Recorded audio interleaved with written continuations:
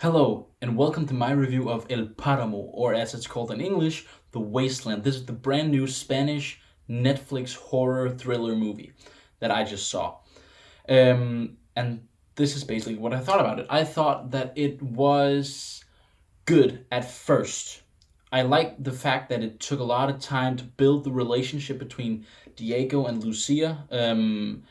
And like the mother son relationship there. I really felt their connection. I loved that about the movie, and I loved the fact that it seemed like a slower build, and I was thinking if this builds towards something, this is going to be phenomenal, but it didn't.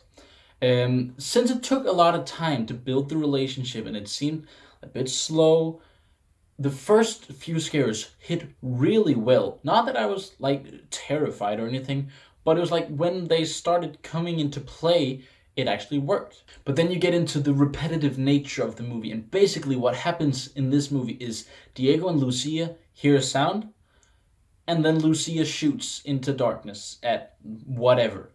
And that's all that happens again and again and again and again as she like is driven crazy. I did like the finale, and I thought the movie visually was beautiful. There are some incredible shots in this movie.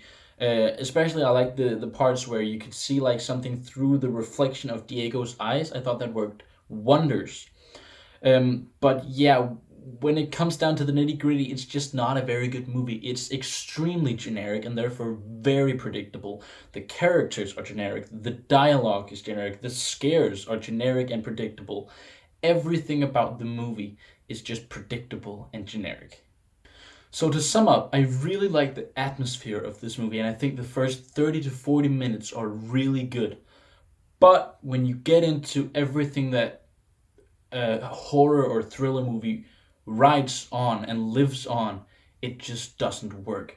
So for me, this movie lands at a 40%.